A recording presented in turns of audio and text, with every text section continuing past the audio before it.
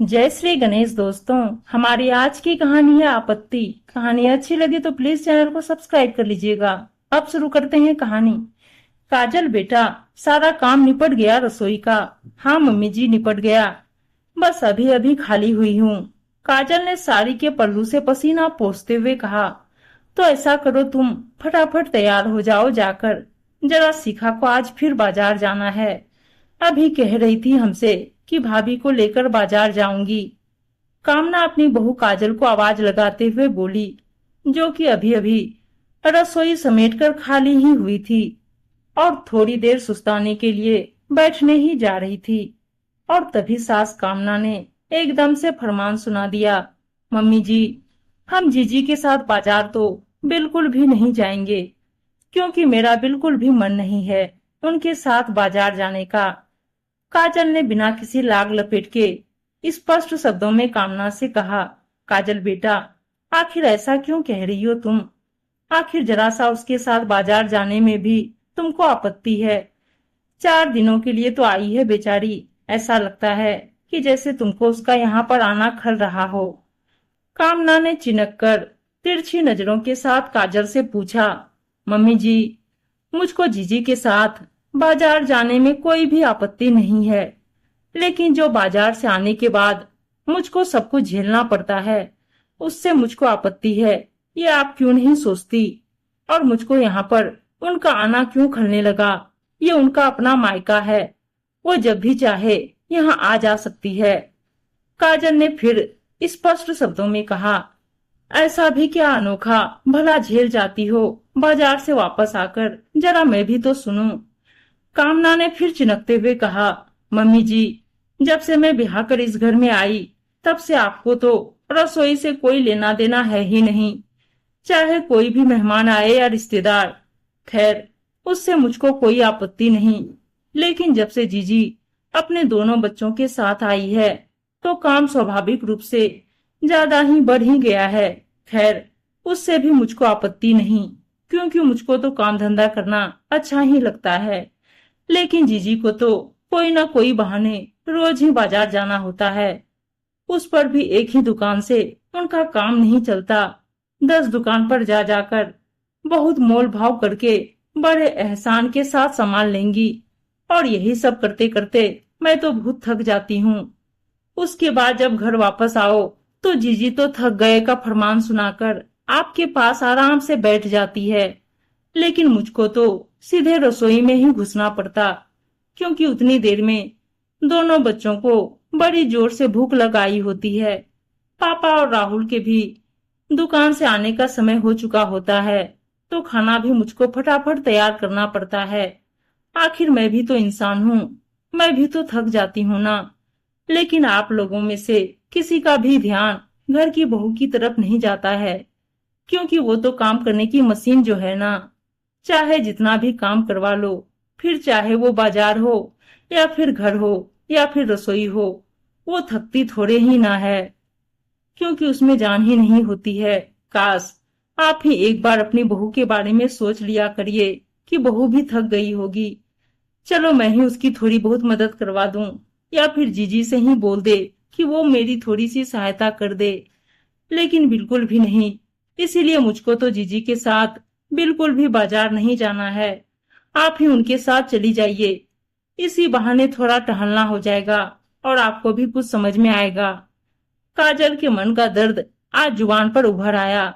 अभी काजल की शादी इसी साल अप्रैल में ही हुई थी, और गर्मी की छुट्टियों में उसकी ननद दोनों बच्चों के साथ यहाँ पर आ गई।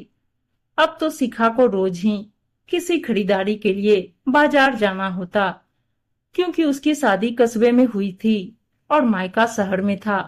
और उसके साथ कहीं ना कहीं उसके मन में यह भी लालसा रहती थी कि यहाँ पर जितना ज्यादा से ज्यादा सामान वो खरीद लेगी, उतना ही फायदे में रहेगी, क्योंकि यहाँ पर वो जो भी सामान खरीदेगी, वो उसके पापा और भैया की ही जेब से जाएगा, क्योंकि मम्मी तो सामान का रुपया दिए मानेंगे ही नहीं। और इसी चक्कर में वो जबरदस्ती काजल को भी साथ लेके जाती और लौटकर खुद तो आराम से बैठ जाती। लेकिन काजल की आफत आ जाती, क्योंकि उसके आते ही सास ननद और दोनों बच्चों की तरह तरह की फरमाइशें शुरू हो जाती। कभी पकौड़ियां बना दो, तो कभी चीला बना दो, तो कभी उत्पम बना दो।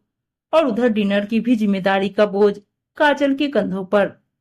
लेकिन पिछली बार जब काजल बाजार से वापस आई थी, तभी उसने सोच लिया था कि वो अब शिखा के साथ बाजार तो बिल्कुल भी नहीं जाएगी, चाहे कोई कितना भी कहे। बिल्कुल सही कह रही हो काजल बेटा तुम, कि शिखा की ये आदत तो सचमुच बहुत अजीब है, कि 10 दुकानें घूमने के बाद बहुत मोल भाव करके सामान खरीदती है। और हाँ, रही काम की बात, तो मैं भी अपनी दो दो नंदों और उनके बच्चों के आने के बाद परेशान हो जाती थी। जब तक वो लोग वापस नहीं जाती थी, एक पैर पर चक्कर गिरने की तरह मैं घूमती रहती थी। जब वो लोग वापस जाती थी, तब मैं चैन की सांस ले पाती थी। लेकिन पता नहीं क्यों हम महिलाएं सास बनते ही अपनी परेशानी को भूलकर हम बहू को भी परेशान करने लग जाती हैं। लेकिन अब नहीं, अभी तुम शिखा के साथ बाजार जाओ, नहीं तो शिखा बुरा मान जाएगी।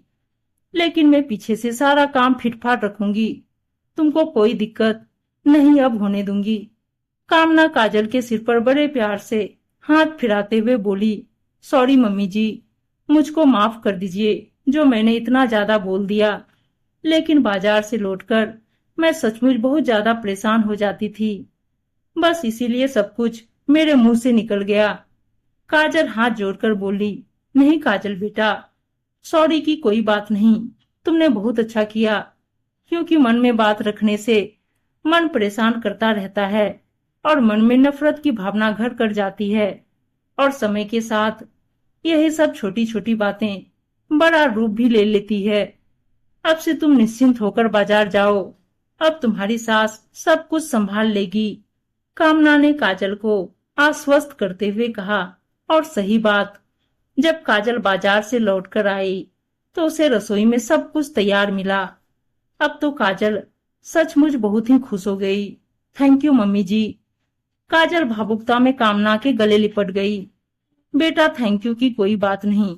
और हाँ, अब मैं तुम्हारी रसोई में रोज मदद करवाया करूंगी, क्योंकि मुझको भी लगता है कि तुम्हारे आने के बाद सारे काम धाम छोड़कर बैठ गई हूँ तो मेरे हाथ पैरों में दर्द भी रहने लगा। खाना हजम नहीं होता सो अलग, और शरीर भी धीरे धीरे भारी होता चला जा रहा है। लेकिन अब ये गलती बिल्कुल भी नहीं करूंगी, क्योंकि कहा भी जाता है कि व्यस्त रहो मस्त रहो। कामना ने फिर से अपनी बात रखते हुए कहा, अरे वाह मम्मी जी, फिर तो हम दोनों माँ बेटी एक साथ सारे काम करेंगे और साथ में खूब ढेर सारी गपशप भी। फिर तो खूब मजा आएगा और काम भी चुटकियों में निपट जाएगा। काजल ने बड़े प्यार से कामना के गले लगते हुए कहा, हाँ सही बात। और कुछ ही देर में दोनों सास बहू आराम से बातें करते हुए रसोई में काम कर रही थी। उम्मीद है दोस्तों कहानी अच्छी लगी होगी, और अच्छी अच्छी कहानियां सुनने के लिए चैनल को सब्सक्राइब और वीडियो को लाइक शेयर जरूर कर दीजिएगा। धन्यवाद दोस्तों।